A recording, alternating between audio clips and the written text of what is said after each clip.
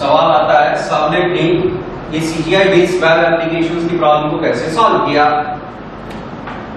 लिखेंगे first problem was solved by providing a thread based request processing model।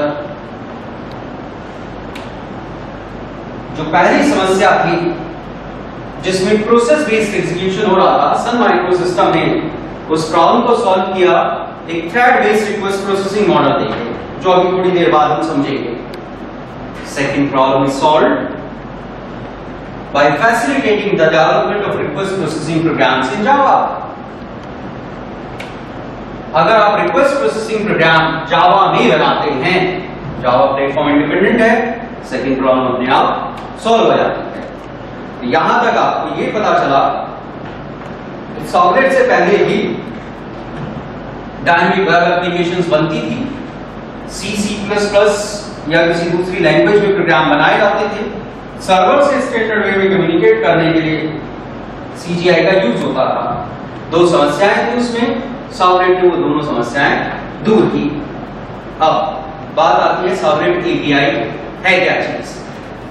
आप CGI based web application बनाएं, servlet में web application बनाएं, या ASP में बनाएं या PHP में बनाएं, हर जगह प्रॉब्लम सेम रहेगी। एक सर्वर होगा, एक प्रोग्राम होगा, आधा काम सर्वर करेगा, आधा काम प्रोग्राम करेगा, यानी कि उन दोनों पार्टी को आपस में कम्युनिकेट करना होगा।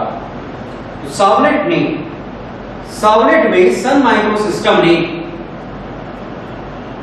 जावा का प्रोग्राम और सर्वर आपस में स्टैंडर्ड वे में कम्युनिकेट कर सके, उसके लिए कुछ इंटरफेस बनाया जिनमें कुछ मैथड्स रख दिए, JDBC की तरह। JDBC में जो भी इंटरफेस बनाए गए थे, उन सब की इंप्लीमेंटेशन की जिम्मेदारी सन माइक्रो सिस्टम ने वेंडर्स को दी थी। यहां पर सन माइक्रो सिस्टम ने कुछ इंटरफेसेस की इंप्लीमेंटेशन की जिम्मेदारी दी आपको एज ए एप्लीकेशन प्रोग्रामर, और बाकी इंटरफेस की इंप्लीमेंटेशन की जिम्मेदारी दी सर्वर वेंडर्स को।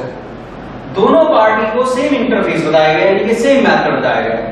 सर्वर को पता है मुझे जो प्रोग्राम मिलेगा उसमें ये मेथड्स होंगे, एप्लीकेशन प्रोग्रामर को पता है कि सर्वर ये मेथड इन्वोक करेगा, स्टैंडर्ड वे में कम्युनिकेशन हो जाएगा। देखते हैं कैसे होगा। लिखेंगे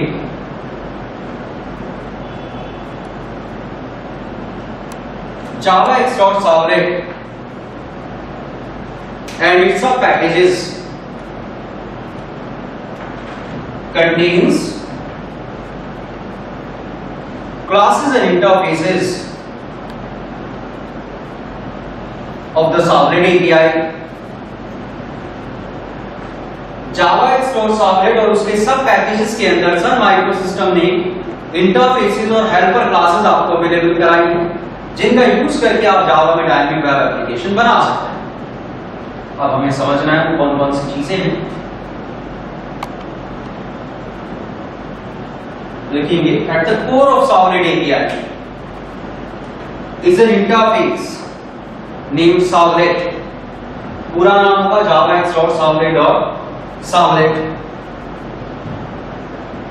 This interface provide life cycle methods which are to be defined by Servlet। अब यहां पर अगर आप देखिए जो Servlet टर्म हमने यूज की है वो API के लिए नहीं है, बल्कि वो एक कंपोनेंट के लिए। हमने कहा है this interface provide life cycle methods which are to be defined by Servlet। अब यहां पर बाय Servlet का मतलब हमारा क्लास से है या किसी API से है। API को तो मेथड डिफाइन नहीं करने होंगे, यहां पर हमारा मतलब एक क्लास से है, एक कंपोनेंट से है। सन माइक्रो सिस्टम ने अपनी तरफ से कुछ मेथड फिक्स करके रख दिए, आप जो भी कंपोनेंट बनाएंगे उसमें वो मेथड डिफाइन करेंगे। सर्वर को पहले से बता दिया गया है कि जो भी आपको कंपोनेंट मिलेगा उसमें ये मेथड मिलेंगे। दोनों पार्टी को एक जैसे रूल पता है, दोनों पार्टी आपस में कम्युनिकेट कर सकती हैं। अब हमें जानना है वो कौन कौन से मेथड हैं। लिखेंगे life cycle methods of Servlet are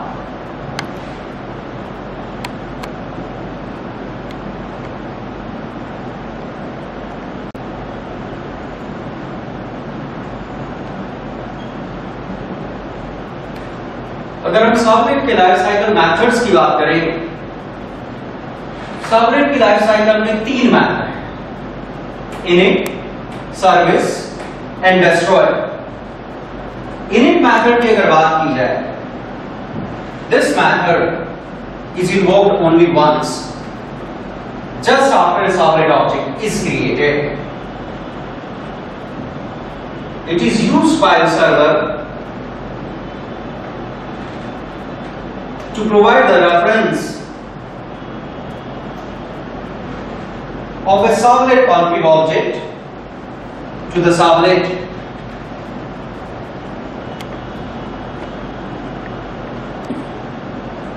It can be used by the application programmers to define initialization for a servlet. यहां पर init मेथड की अगर हम बात करें, इस मेथड को सर्वर केवल एक बार इन्वोक कराता है जब सर्वलेट ऑब्जेक्ट बनता है। सर्वलेट ऑब्जेक्ट बनने के तुरंत बाद init मेथड कॉल किया जाता है।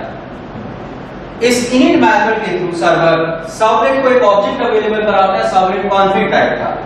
अब ये सर्वलेट कॉन्फिग भी एक इंटरफेस है सर्वलेट एपीआई का। इस इंटरफेस की इंप्लीमेंटेशन सर्वर वेंडर देगा, यानी कि सर्वर के पास कोई क्लास होगी जो इस इंटरफेस को इंप्लीमेंट कर रही होगी, उस क्लास का ऑब्जेक्ट सर्वर सर्वलेट को दे देता है। अब सवाल आता है क्यों देता है? आगे जाके ये बात आपको बताई जाएगी कि ये servlet config object server servlet को क्यों दे रहा है। वास्तव में सर्वर सर्वलेट को कुछ इंफॉर्मेशन अवेलेबल कराता है इस ऑब्जेक्ट के थ्रू। प्रोसेसिंग के दौरान जब हमें वो इंफॉर्मेशन की जरूरत पड़ेगी तब हम इस ऑब्जेक्ट को डिटेल में समझेंगे। ये तो था सर्वर का पर्सपेक्टिव। हर एक मेथड के साथ दो पर्सपेक्टिव होंगे, एक सर्वर का पर्सपेक्टिव, एक प्रोग्रामर का पर्सपेक्टिव। सर्वर ने तो इस मेथड को इन्वोक करा दिया कॉन्फिग ऑब्जेक्ट देने के लिए। प्रोग्रामर इसका क्या यूज कर सकता है? अगर आपको किसी सर्वलेट में कोई ऐसा काम करना हो जो एक ही बार करना हो, मान लीजिए डेटाबेस से कोई डेटा उठा के रखना है आपको, या कोई दूसरा नेटवर्क कनेक्शन बनाना है, कुछ भी करना है, वो आप यहाँ पर कर सकते हैं। आप इसे इनिशियलाइजेशन के लिए यूज कर सकते हैं। बात समझ आती है? अब बात करते हैं सेकेंड, सर्विस मेथड। देखेंगे, this method is invoked by the server each time a request is received for the servlet.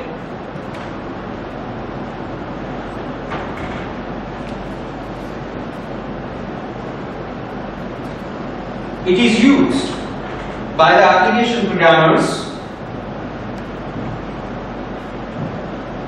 for defining request processing logic.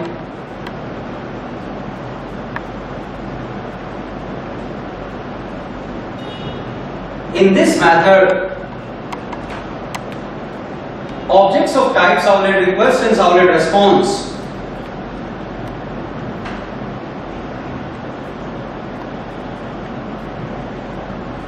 are provided by the server to the servlet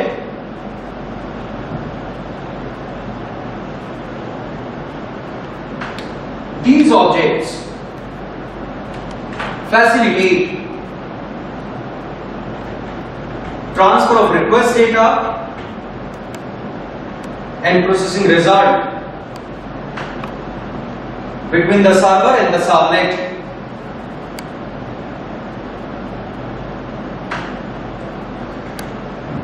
इस method को server जितनी बार servlet के लिए request आती है उतनी बार invoke कराता है। इसका यूज करेंगे आप अपना रिक्वेस्ट प्रोसेसिंग लॉजिक डिफाइन करेंगे। इस मेथड में अगर आप देखें, दो पैरामीटर है, एक सर्वलेट रिक्वेस्ट टाइप का है, एक सर्वलेट रिस्पांस टाइप का।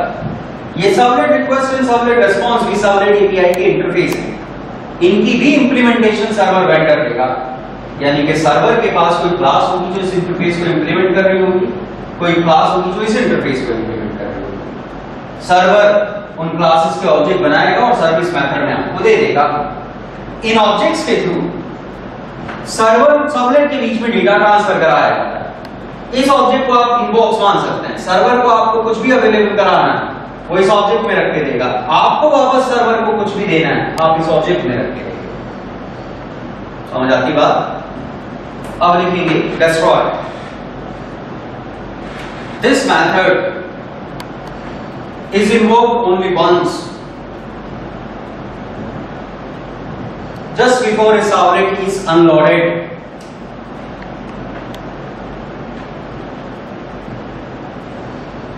It is used by the application programmers to define cleanup operations.